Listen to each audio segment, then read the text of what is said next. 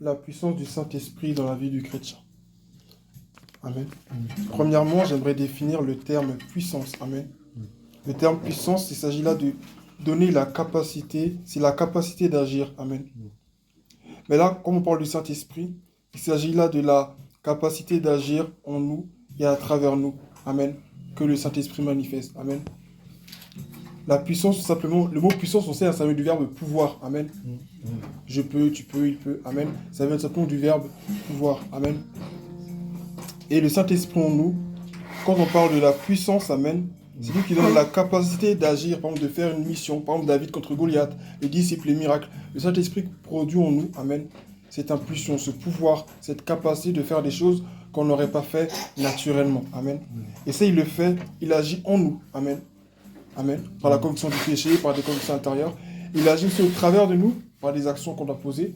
Mais il peut agir aussi sur nous, c'est-à-dire, moi je suis là, je prie, c'est-à-dire Dieu aussi peut agir dans la vie de quelqu'un d'autre, amen. Sans même que je n'ai eu besoin d'entrer en contact avec elle, amen. Le deuxième mot qui va nous intéresser, c'est le nom Saint-Esprit, amen. On le retrouve dans Genèse chapitre 1, verset 2. Genèse chapitre 1, verset 2, c'est la première fois qu'on entend parler du Saint-Esprit. Lorsqu'il dit que le Saint-Esprit planait au-dessus des eaux, amen. La terre n'était que vide et informe, amen. Et l'Esprit de Dieu planait au-dessus de la vie. Il y a aussi dans Matthieu chapitre 3, verset 16, par rapport au baptême de Jésus, quand Jésus s'est baptisé par Jean-Baptiste, amen, nous voyons que le Saint-Esprit descend sur lui sous forme de colombe, amen. Par rapport à Marie aussi, dans Matthieu chapitre 1, verset 18, lorsque le Seigneur lui dit, le Saint-Esprit descendra sur toi et te couvrira de son ombre, amen, par rapport au fait qu'elle allait porter le Sauveur, amen, Jésus, amen. Donc, le Saint-Esprit, amen, c'est la troisième personne de la Trinité, amen. Dieu le Père, Dieu le Fils, Dieu le Saint-Esprit. C'est la personne la plus mystérieuse qu'on a le plus de mal à définir, amen. Mais pourtant, c'est bel et bien une personne. Et à chaque fois que le Saint-Esprit agit dans la vie il est là dans la vie de quelqu'un, il y a toujours un nouveau commencement, amen. Il y a toujours un nouveau départ. Le troisième mot qui nous intéresse, c'est le mot du coup vie, amen. Et quand on parle de vie, on parle de quotidien, on parle de mouvement, amen. Une personne qui ne bouge pas, c'est une personne qui ne vit pas la plupart du temps, c'est ce qu'on se dit, amen. Pourtant, on sait très bien qu'il y a des gens qui sont paralysés, etc., amen. Mais souvent, l'immobilité est synonyme de mort, amen. Donc là, on parle encore de la vie. Le dernier, comment on appelle ça, terme qui nous intéressait, c'est le mot chrétien, amen. Le mot chrétien a été dit la première fois dans la Bible, en Actes chapitre 11, au verset 26. Amen. Les disciples, les apôtres à Antioche ont été appelés chrétiens pour la première fois. Amen. Pourquoi? Parce qu'ils se comportaient comme Christ. Amen. Parce qu'ils avaient le même comportement que lui. Et les gens qui les voyaient faire, les voyaient parler de Jésus, donc on les appelait chrétiens. Amen. Amen. Par moquerie, par reconnaissance, on les appelait chrétiens. Amen. Donc, je vais rentrer dans le message. Amen. La puissance du Saint-Esprit. Amen. Dans la vie du croyant. Amen. J'aimerais dire dans un très très très grand point, amen, pour englober tout le message, que la puissance du Saint-Esprit est transformatrice. Amen. Amen. La puissance du Saint-Esprit est transformatrice. Vous pouvez me prendre comme le tout premier point. Amen. Et nous le voyons dans Actes chapitre 2, versets 1 à 4. Amen. Actes chapitre 2, versets 1 à 4. Nous le prenons ensemble, s'il vous plaît. Actes chapitre 2, versets 1 à 4. Et ce qui se passe dans le chapitre 2, versets 1 à 4, ce n'est pas quelque chose de nouveau. Amen. Actes chapitre 2, versets 1 à 4. Actes chapitre 2, versets 1 à 4. Il est écrit: quand le jour de la Pentecôte arriva, ils étaient tous ensemble au même endroit.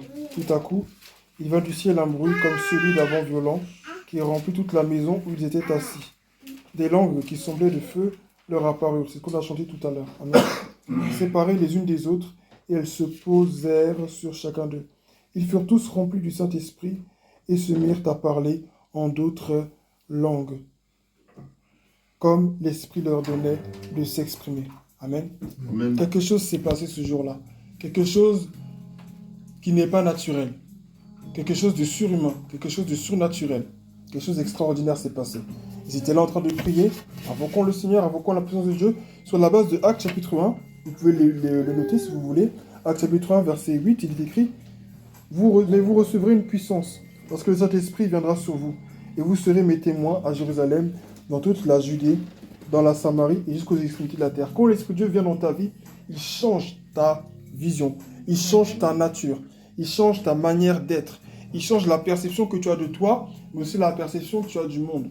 Ce n'est pas qu'avant tu voyais un arbre dont le tronc est marron avec des feuilles vertes, et puis comme l'Esprit de Dieu est avec toi, tu vas voir l'arbre tout en jaune. C'est pas de sorte de question. Amen. Mais il ouvre tes yeux sur le monde spirituel. Il te révèle que ta vie a de l'importance. Il te révèle que tu es un pécheur et que tu as besoin de te repentir. Il te révèle ton état. Amen. Il te révèle aussi l'état des autres. Mais l'Esprit de Dieu, pour réveiller les gens autour de toi, il va d'abord s'assurer de te réveiller toi-même. Amen. L'Esprit de Dieu, amen, la puissance du Saint-Esprit est transformatrice. Jésus a dit, vous recevrez une puissance. Et cette puissance va faire quoi de vous? Des témoins. Amen. Il n'a pas dit que vous allez recevoir une puissance et puis c'est tout. Non. Tous ceux qui ont reçu la puissance de Dieu dans la parole de Dieu ont été changés. Vous pouvez noter Actes chapitre 9, versets 3 à 6. Actes chapitre 9, versets 3 à 6. C'est le témoignage de la conversion de Paul. Amen. La conversion de Paul. Vous pouvez prendre aussi je raconte un peu son témoignage. Amen. Paul était sur le chemin de Damas. Amen, nous le savons. Il allait pour arrêter, persécuter des chrétiens. Amen. Et sur ce chemin-là, le Seigneur s'adresse à lui. Amen. Dans Actes chapitre 9, versets 3 à 6. Galate. Non, Actes chapitre 9, versets 3 à 6. Il dit, comme il était en chemin et qu'il approchait de Damas, tout à coup, une lumière qui venait du ciel resplendit autour de lui. Il tomba par terre et entendit une voix lui dire, « Saul, Saul, pourquoi me persécutes-tu » Il répondit, « Qui es-tu, Seigneur » Et le Seigneur lui dit, « Moi... » Pardon. Il répondit, et le Seigneur dit, « Moi, je suis Jésus, celui que tu persécutes. Lève-toi, entre dans la ville, et on te dira ce que tu dois faire. » Quand le Seigneur se révèle à lui, il ne dit pas, « C'est moi, et puis c'est tout. » Non. Dieu ordonne toujours. Dieu donne toujours une direction. Dieu change toujours la trajectoire de ceux à qui il se révèle. Amen. Amen. Dieu change ton emploi du temps. Quand Dieu arrive dans ta vie, il change ton emploi du temps. On le voit aussi dans 1 Samuel, chapitre 10, versets 5 à 6. 1 Samuel, chapitre 10, versets 5 à 6. Nous le voyons lorsque Saül, amen, est au milieu des chantres, des musiciens de l'Éternel. Amen. Samuel lui avait donné une instruction. Il lui a dit, tu iras à tel endroit, tu trouveras telle personne avec tel nombre de chevaux, tel nombre. Je redis encore 1 Samuel chapitre 10, versets 5 à 6. Amen. Et il dit une parole qui va beaucoup nous intéresser. Il dit, l'Esprit de Dieu descendra sur toi et tu seras un nouvel homme, un autre homme. Amen. Je vais le lire avec vous. Dans 1 Samuel chapitre 10, 1 Samuel chapitre 10, verset 5 à 6. Amen. Il est écrit, « Après cela, tu arriveras à Gibea Elohim, où se trouve une garnison de Philistins. En entrant dans la ville, tu rencontreras une troupe de prophètes qui descendent du haut lieu, précédés du luth, du tambourin, de la flûte, de l'harpe, et qui prophétisent.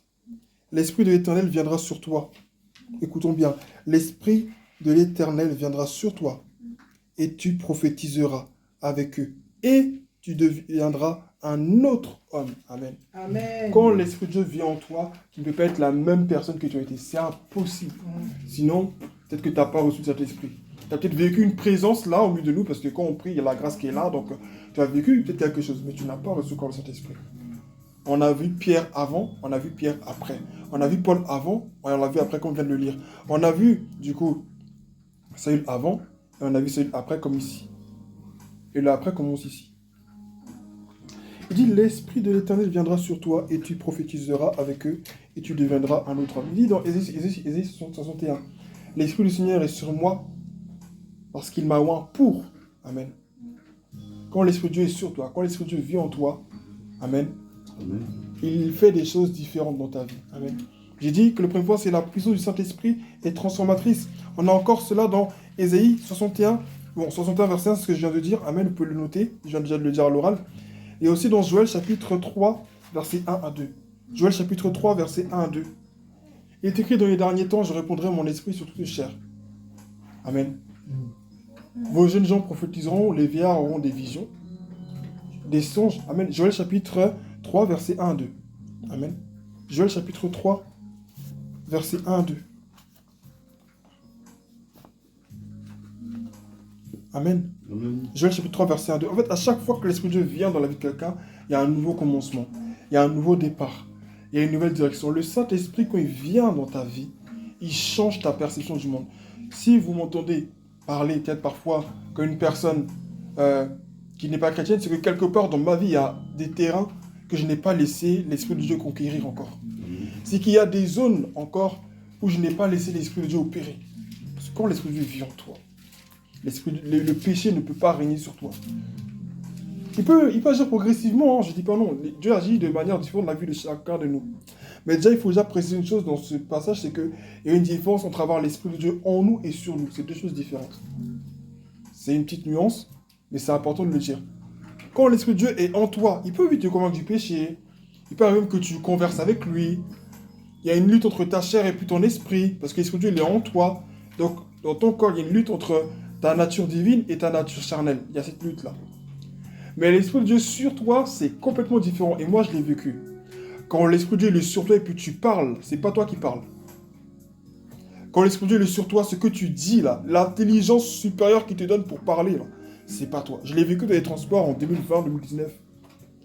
Des fois, je parlais, je sais même pas d'où. Ma mère aussi, elle est là. On l'a vécu. Elle-même, dans sa jeunesse, dans sa vie chrétienne, elle l'a vécu. Quand l'Esprit de Dieu est sur toi et puis tu parles, la présence de Dieu se libère dans l'endroit où tu es. Tu parles. Les gens qui d'habitude tournent la tête, même ceux qui ont des écouteurs, tout le monde lève les yeux et regarde comme s'ils voient une lumière, une force. Amen. Les gens sont attirés, les gens ils écoutent. Et le Seigneur te donne une intelligence pour parler de sa part. Je dis, mais d'où est-ce que ça me vient? C'est le Seigneur. Je l'ai vécu aussi dans mes études. Amen. Où tu es là, dans plein de choses. Amen. Tu révises, tu n'as pas la bonne méthode, mais quand tu arrives à l'examen et puis tu parles, l'Esprit de Dieu te donne les mots et puis tu parles. Je l'ai vécu en 3e, j'ai eu 40 sur 40. Amen. Amen. Je l'ai vécu en 3e, j'ai eu 40 sur 40. C'était une période où le Seigneur m'avait permis de rencontrer, où ma vie m'avait réveillé dans ma vie chrétienne. Je dis, quand le Saint-Esprit vit en toi, il y a des choses qui ne peuvent pas se passer. Il peut arriver, même dans la vie chrétienne aussi, que parfois tu rétrogrades. Hein. Ça peut arriver. Amen. Mais quand tu as connu ça, là, tu ne peux pas être le même. Amen. Quand tu as connu ça, comme la sœur a dit tout à l'heure, tu ne peux pas vivre comme si de rien n'était. C'est impossible. Le deuxième point, c'est la repentance. Amen. Le deuxième point, c'est la repentance. Et on le voit avec Paul dans l'exemple que je viens de donner. Amen. Quand le Saint-Esprit de Dieu vient dans ta vie, il produit en toi, amen, la repentance. Tu ne peux pas mener ta vie de péché et puis tu avances. Non. L'Esprit de Dieu te pousse à changer de vie. Le Saint-Esprit de Dieu te dégoûte du péché. J'étais en primaire ou au collège, entre les deux en tout cas. Et puis j'avais, bon, en guillemets, c'est pas une petite amie, mais en guillemets, une petite relation comme ça.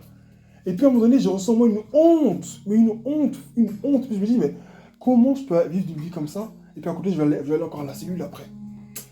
J'avais honte. En fait, c'est comme si tout le monde allait me regarder, tout le monde allait me juger. C'est pas que je sentais un poids sur moi, mais comment dire? C'était dur à vivre dans les deux. Amen. Moi, j'ai pas eu de relation amoureuse dans ma vie. Amen. Mais le peu de temps où ça a duré là, le Saint-Esprit ne m'a même pas laissé faire quelque chose. Amen. Quand l'Esprit de Dieu vit en toi et que tu l'écoutes, parce que c'est ça le problème, parce que beaucoup de gens, on a le Saint-Esprit, mais on ne l'écoute pas. On ne l'écoute pas. Des fois, le Saint-Esprit va te dire, aujourd'hui, je ne veux pas que tu sortes. Aujourd'hui, je veux que tu restes à la maison. Toi, tu ne veux pas écouter. Hein. Tu vas aller faire les marchés, tu vas aller voir tes amis, tu vas aller voir des gens. Et demain, quand tu as des problèmes, tu vas accuser Dieu. Oh Seigneur, mais pourquoi? Oh mais Seigneur, je ne comprends pas. Mais Dieu t'avait dit de rester à la maison. Même un jour, même un jour de travail, Dieu peut te dire, tu restes à la maison. Yes. Même si c'est un jour d'examen, Dieu peut te dire, aujourd'hui, tu restes à la maison. Ce n'est pas de l'exercice spirituel, hein, parce que Dieu sait ce qu'il y a dehors. Il y a des gens, lorsqu'il y a eu les 2 tours jumelles aux États-Unis qui ont été bombardées, amen. Il n'y a pas eu de chrétiens à qui le Seigneur avait dit dans leur cœur de rester. Certains étaient tombés malades, certains sont restés chez eux. Amen. Amen. Et c'est ce jour-là qu'il y a eu ça. D'autres n'ont pas écouté, ils sont partis, ils ont vu clair dans l'affaire. Amen. Mais c'est important d'obéir à Dieu, comme la sœur l'a dit. C'est important d'obéir à Dieu. La repentance, l'esprit qui te pousse à marcher d'une vie de sainteté, tu dois l'écouter. Parce que lui, il connaît, il sait toutes choses. Il sait tout. Il n'y a rien qui ne sait pas. Dieu dit, il vous enseignera tout. L'Esprit de Dieu, en nous, il produit la repentance. Je ne veux pas mal parler à mon père, mal parler à ma mère, et puis je suis là, je vis sans aucune culpabilité. Je marche comme ça. C'est dangereux. Même mon petit frère, même le tout petit qui est là, si je le manque de respect, j'ai vraiment l'Esprit de Dieu en moi. Je ne peux pas rester comme si de rien n'était. Moi, je ne comprends pas ce genre de chrétiens-là. C'est-à-dire, ils critiquent le pasteur, ils critiquent l'assemblée, ils ont une double vie, et puis ils sont là, ils vivent normalement. C'est-à-dire qu'ils sont à un niveau où ils ont tellement étouffé la voix du Saint-Esprit en eux qu'ils ne peuvent même plus se repentir. Ça, c'est les gens qui sont à deux doigts de la perdition. C'est-à-dire, ces personnes-là, quand elles entendent la parole de la repentance, elles ne se sentent pas concernées. Elles ne se sentent pas concernées parce qu'elles ont tellement éteint la voix du Saint-Esprit en eux, leur conscience est tellement tuée qu'elles ne peuvent même pas comprendre que ah bah j'ai fait quelque chose de mal. Il y a une doctrine chrétienne qui enseigne que maintenant Jésus il est mort pour nous à la croix. Donc on n'a plus besoin de se repentir maintenant, c'est fini. Je ne sais pas si vous avez déjà entendu ça. Que en fait, Jésus il est mort à la croix pour nous, il a versé son sang pour nos péchés. Donc c'est fini, tu n'as pas à te repentir tous les jours parce que le sang de Jésus a déjà coulé, c'est fini. Ça existe cette doctrine-là, j'ai entendu, elle existe vraiment. Des chrétiens évangéliques comme nous qui pensent ça. Non, Jésus t'a lavé, donc maintenant tu viens. Tu as fait des choses, mais le Saint-Esprit t'a lavé, donc maintenant c'est fini, tu viens plus, c'est fini. Non. Amen. Troisième point, la foi et les actions égale obéissance. Amen.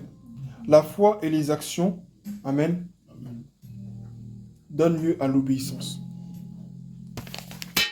Je vais donner tout à l'heure les apôtres, amen. Quand Jésus va les appeler, va leur dire de les suivre, ils vont le suivre, amen. Ils vont abandonner leur boulot, ils vont le suivre. Pierre pouvait dire, ah Dieu, Seigneur, nous avons tout quitté, nous t'avons suivi. Jésus va leur dire, en guillemets, pour paraphraser, vous serez récompensés. Marie de Magdala, qui avait une vie de prostitution, lorsque Jésus l'a libérée de ces 7 démons, lorsque Jésus l'a libérée, elle a suivi Jésus, elle a abandonné cette vie, elle a suivi Jésus. La femme adultère aussi, lorsque Jésus s'est révélé à elle, amen, elle a abandonné cette vie, elle a marché dans une vie de sainteté, je le crois, amen. Abraham, alors lui c'est un exemple vraiment parmi tant d'autres, pour dire que ce que Jésus a fait parmi les disciples, il l'a fait déjà dans l'Ancien Testament, amen, avec Abraham. Il a dit à Abraham, quitte ton pays, quitte ta patrie, tout ça, et puis, va dans le pays que je te montrerai. Quand Dieu, le Saint-Esprit vit en toi, il te permet d'accomplir des actions de foi, amen, pour être obéissant, amen. Mais Dieu va toujours te demander d'abandonner quelque chose. La puissance de Dieu, souvent, on s'attend à ce que ce soit les miracles, les prodiges. Vous savez, il y a des gens qui accomplissent des miracles, hein, mais devant Dieu, ils ne sont pas puissants. Pourquoi? Parce qu'en réalité, ils n'ont pas le cœur de Dieu. Là, il pouvait dire, si je n'ai pas l'amour, je ne suis rien. Allons voir jusqu'où le mot rien est important. Amen. Allons voir à quel point ce mot-là, il pèse. Si je ne suis rien, je ne suis pas un être humain, je n'ai pas de dignité, je n'ai pas de fierté, je ne suis pas un apôtre de Dieu, je ne suis pas un enfant de Dieu, je ne suis rien. La foi et les actions. Là, vous pouvez dire, la foi sur les œuvres est morte. Amen.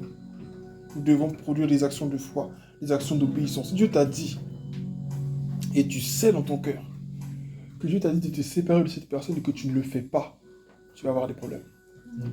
Ça peut être une personne, ça peut être une situation, ça peut même être un endroit. Dieu peut te dire, bon, toi, ton temps aussi, il est fini, il faut que tu t'en ailles.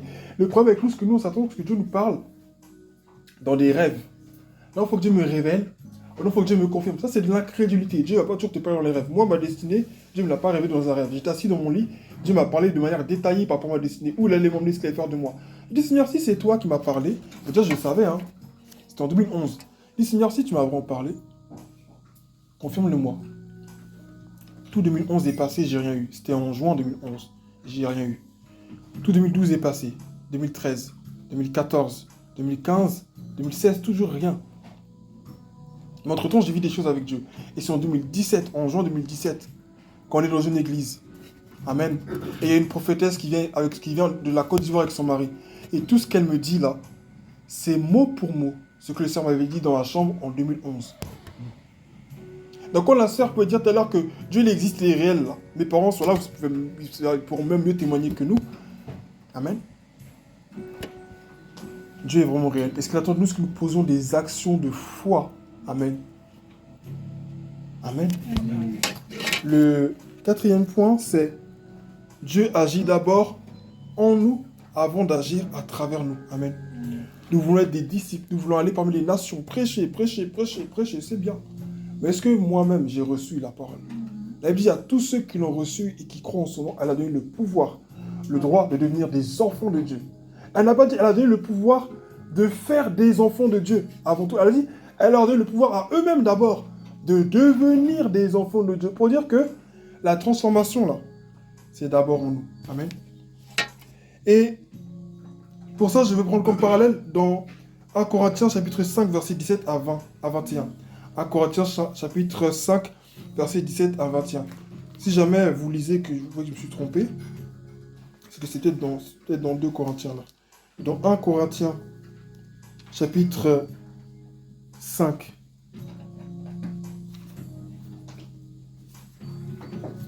« 1 Corinthiens chapitre 5, verset 17 à 21. Oh.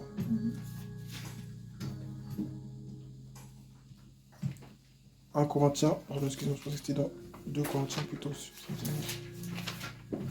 Voilà, 2 Corinthiens chapitre 5. Voilà, merci, excusez-moi.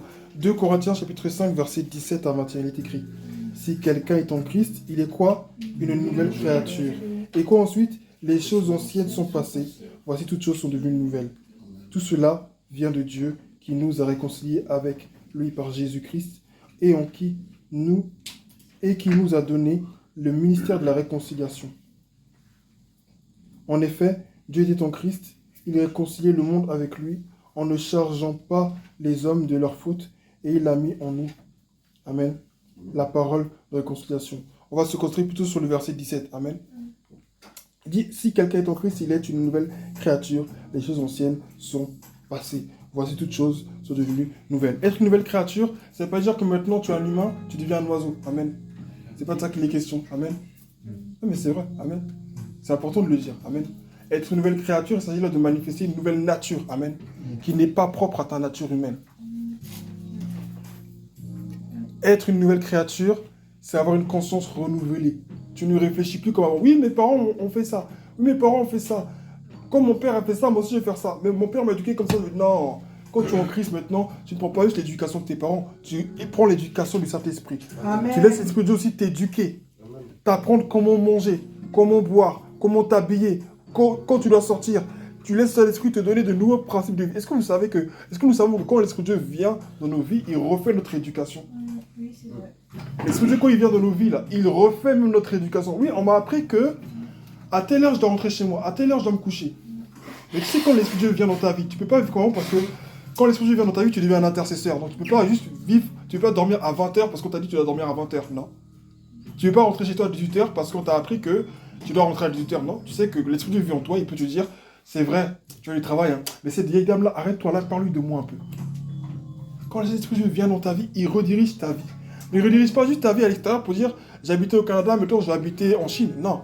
Il va changer d'abord ta mentalité, ton état d'esprit, tes sentiments. Il va faire un travail à l'intérieur de toi. Un travail que les gens à l'extérieur ne vont pas voir. C'est-à-dire, les gens à l'extérieur, là, ils vont te juger, ils vont te dire, mais cette fille, elle est habillée. De cette manière, c'est qui elle? Ce garçon, il a un jean déchiré, il a des tatouages, il a des piercings, c'est qui? Or, Dieu, il fait un travail à l'intérieur de toi. C'est pour ça que il est important d'avoir une intimité avec Dieu. Parce que quand tu as une intimité avec Dieu, tu vas voir que les gens vont mal te juger, les gens vont mal interpréter ce que tu fais, les gens vont mal te comprendre. Mais parce que toi, tu connais ton Dieu et tu sais que tu as une relation avec lui, ce que les gens vont te dire, là, ça va te faire une mission du froid. Amen. J'ai dit, dans le quatrième point, j'ai dit que Dieu agit d'abord en nous avant d'agir à travers nous. Nous sommes toujours prêts à aller gagner les âmes. Et c'est bien, hein, mais est-ce que toi-même tu es gagné? Vous savez, être gagné à Christ, c'est pas juste dire je viens dans la maison de Dieu aujourd'hui. Non, non. Mais progressivement, chaque jour, tu dois laisser l'Esprit de Dieu gagner du terrain en toi. Amen. Il doit gagner du terrain à l'intérieur de toi. Gagner du terrain.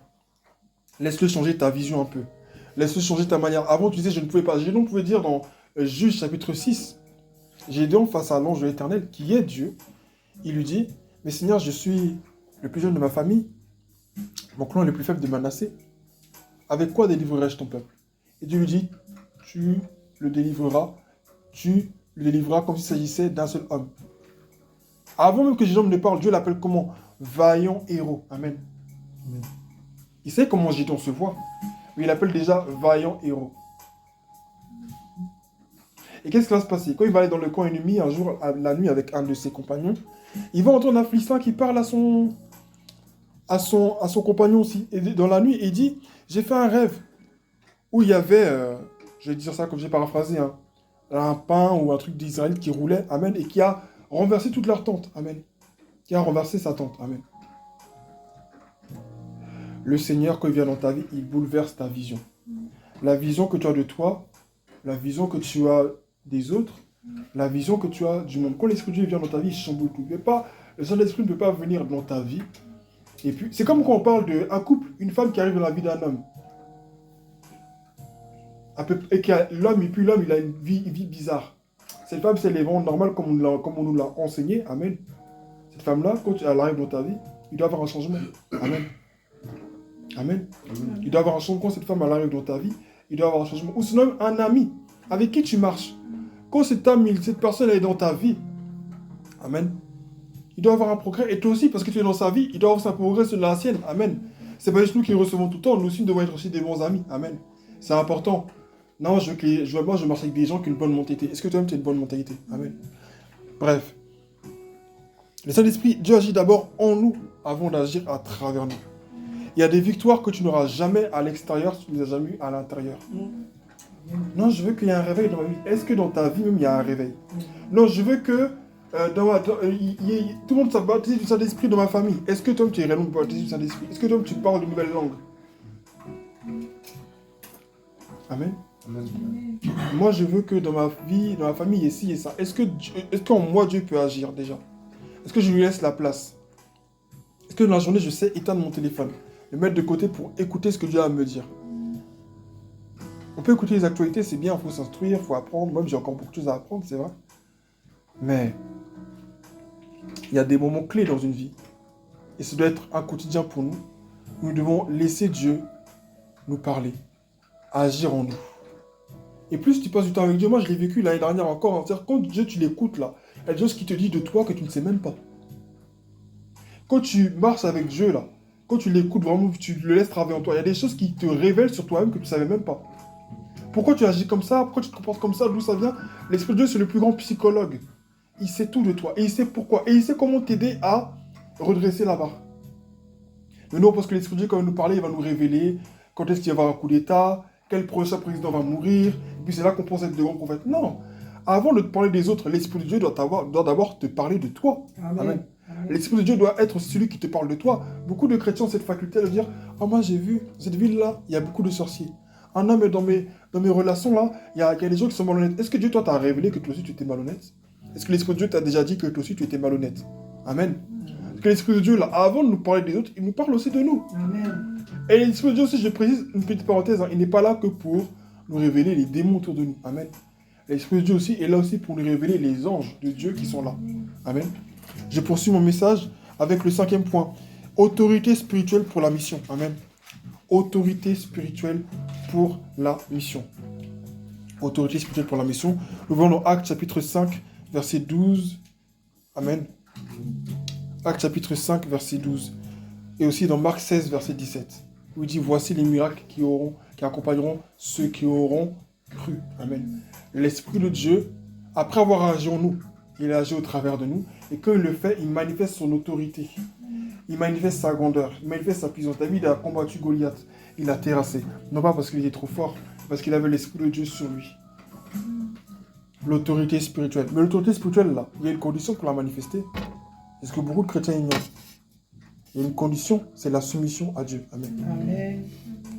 Je crois que c'est dans le livre de Jacques, chapitre 7, verset 4, je ne sais plus.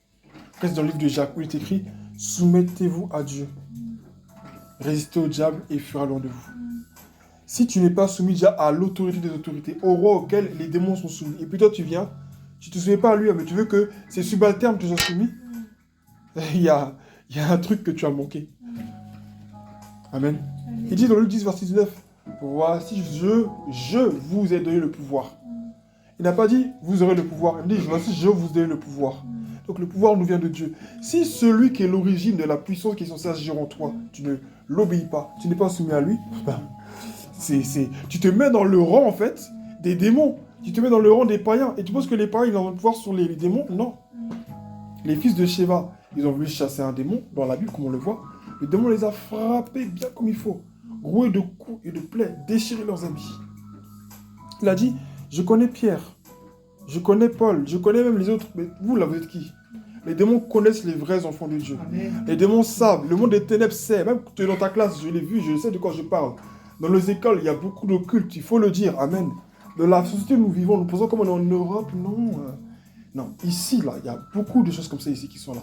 Ils sont pleins dans nos quartiers. Tu dis, mais comme c'est un Européen, c'est pas un Africain, donc non. Amen. Déjà, il faut savoir une chose, hein. Les esprits ténèbres, là, n'ont pas forcément une couleur de peau appropriée. Amen. Ils habitent les corps de ceux qui leur cèdent la place. Amen. Et que la personne soit noire ou blanche, là, quelle que soit son origine, si elle n'a pas Christ dans sa vie, c'est à potentiel l'instrument du diable. Voilà pourquoi tu dois choisir tes relations. Avant, quand on me disait ça, je me disais, mais non, mais c'est méchant, comment ça? Mais non, mais ça doit se faire naturellement. Et puis, non, c'est pas comme ça, c'est pas comme ça. Mais quand je parlais comme ça, quand je vous dis que l'Esprit de Dieu en nous, il nous enseigne une réalité. Je parlais comme ça avec le Saint-Esprit, puis il m'a dit, mais Jésus lui-même l'a choisi ses disciples, non?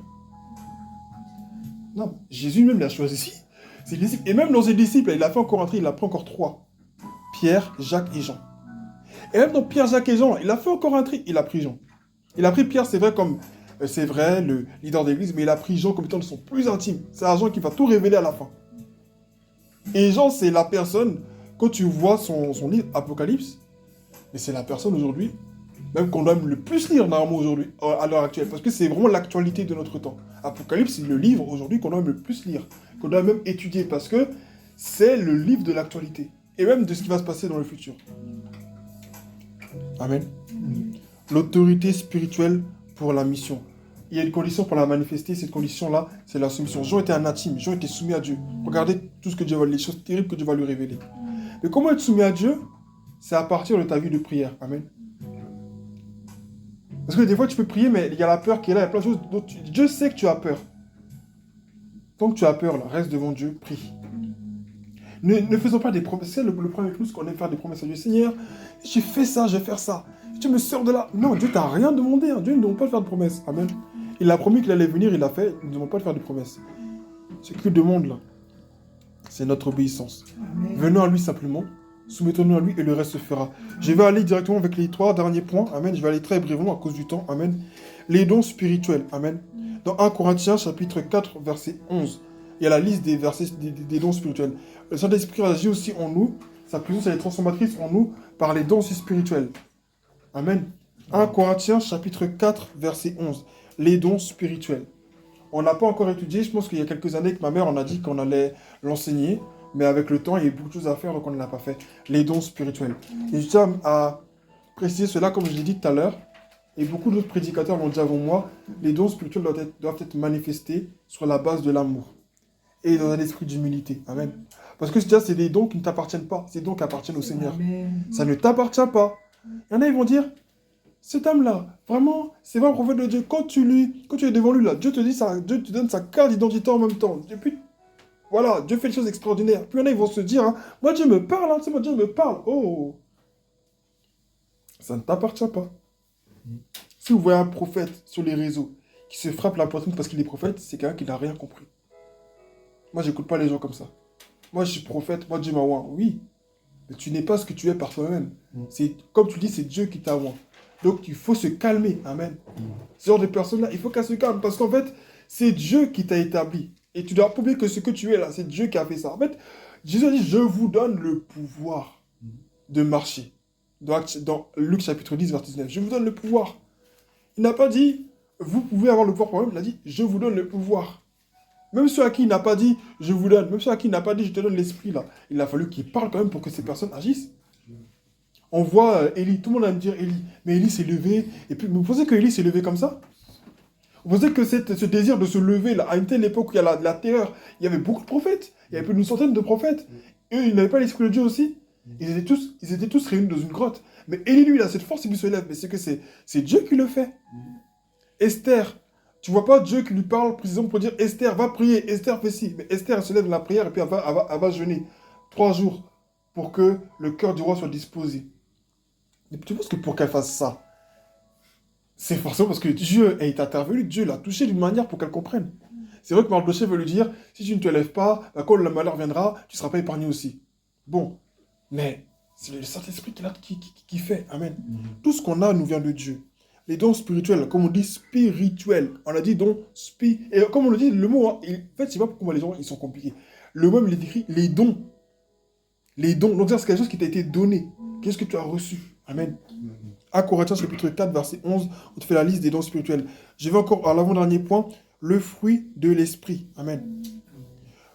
Donc Galates chapitre 5, au verset 22. Galates chapitre 5, verset 22, le fruit de l'esprit, c'est l'amour, la joie, la paix, la tempérance, la patience, la paix, et toutes ces choses-là. Le don de l'esprit.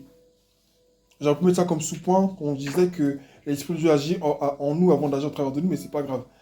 L'esprit de Dieu, quand il vit en toi, il produit en toi toutes ces choses-là. Des fois, il me semble même que tu te rends compte, en fait, des fois, tu ne te dis pas, là, je dois manifester la paix. Là, non, quand l'esprit de Dieu vit en toi, il te donnera toujours l'opportunité de manifester ces choses. Vous voyez, quand là, on est assis en famille, là, comme ça, il n'y a rien. Mais là, on manifeste déjà les dons de l'esprit, c'est-à-dire la paix, déjà. Amen. Il y a déjà la paix. On manifeste déjà la paix. On manifeste déjà la joie. On manifeste déjà l'amour. Parce que c'est ce qui se passe, c'est naturel. Amen. Galates 5, verset 22, le fruit de l'esprit.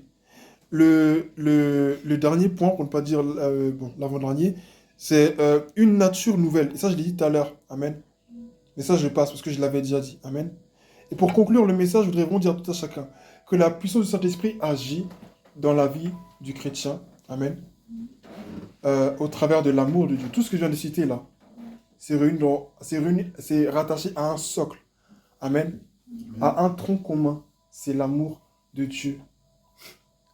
L'amour de Dieu. Les dons que tu reçois, la repentance, la correction de Dieu, l'autorité spirituelle, les dons, le fruit de l'esprit, la foi, Dieu qui agit en nous, la repentance, la puissance transformatrice de Dieu, tout ça là, c'est réuni dans l'amour de Dieu. Vous savez, quand tu as reçu l'amour de Dieu, tout ça là, ça coule tout seul. Quand il dit dans le livre des Exode chapitre 20, il y a les 10 commandements que le Seigneur donne à Moïse. Exode chapitre 20. Amen. Et tu vois, Dieu dit, tu ne t'adoreras pas un autre Dieu que moi, tu ne convoiteras pas le bien de ton voisin, tu ne feras pas cela. Mais tout ça, là, c'est rattaché à quoi? C'est rattaché à l'amour. Si tu aimes Dieu, est-ce que tu peux adorer un autre Dieu? Tu aimes Dieu, est-ce que tu peux adorer un autre Dieu? Non. Tu aimes ton frère, tu peux convoiter sa femme, tu peux convoiter ses biens, tu peux tuer, tu peux voler? Non, parce que tu as l'amour de Dieu en toi. L'amour de Dieu, c'est la base de tout. Et lorsque tu es rempli de cet amour-là, il y a même des choses que tu vas faire sans même te rendre compte. Des fois, tu parles, tu vas dire des choses à des gens, tu auras des comportements. Ça, je le vis même dans mon école. Les gens me voient me dire, mais Isaac, tu dégages une présence angélique. Tu dégages une présence, mais ça, c'est pas juste moi, c'est nous tous, parce que dans l'esprit de Dieu en nous. Amen. Il y a même un gars, il m'a appelé Mimi Mati, carrément. Amen. Il y a une fille, elle me disait, mais Isaac, toi, je suis sûr que t'es un ange, parce que quand tu viens, on sait jamais d'où tu es sorti. On sait jamais d'où tu es sorti. On sait jamais d'où tu sors. À chaque fois qu'on passe, c'est là que tu apparais. On sait pas d'où tu es, tu es avec ton long manteau, tu marches. On sait pas d'où tu viens. À chaque fois, tu sors. En fait, tu arrives toujours de là où on sait pas que tu vas arriver. Amen. Bon, après, moi, j'ai mal fait en lui parlant. Je dis, mais bon, je vais pas dire ce que j'ai dit, c'est pas bien. Amen. Mais nous tous, là, on a ça en nous. Amen. Les gens qui sont autour de nous, ils vous voient, ils nous regardent. Et le monde spirituel reconnaît qui est qui. Je l'ai dit tout à l'heure. Le monde spirituel, les démons savent. La Bible dit, eux aussi, ils croient en Dieu. Et puis, ils tremblent. Donc, ne sais pas si lui, quelqu'un qui vous dit, oui, mais Jésus, c'était quelqu'un de bien. Non, cette personne peut dire ça, et puis elle est sorcière, et puis chaque nuit, là, elle mange dans les sous-sols. Elle descend dans les sous-sols. Elle monte dans des hauteurs. Amen.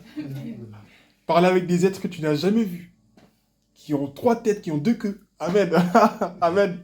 Non, mais c'est vrai. Amen. Mais eux tous, ils sont tous vaincus. Amen. Parce que nous avons la puissance de Dieu qui agit en nous. Laissons-nous transformer par la puissance de Dieu. Quand tu viens dans la présence de Dieu, ce soir, tu es en train de dire, Seigneur, me voici. Seigneur, me voici. Pourquoi cette puissance, elle agit en toi, là? Livre-toi pleinement au Seigneur.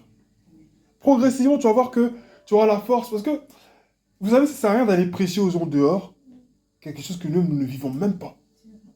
Ça sert à rien, même à notre propre famille, hein, ça sert à rien de dire des choses aux gens que nous-mêmes, on ne vit même pas. Ça sert à rien du tout. Parce que le Jésus authentique, là, qu'on doit vivre et qu'on doit manifester, c'est un Jésus qu'on a vécu. Amen.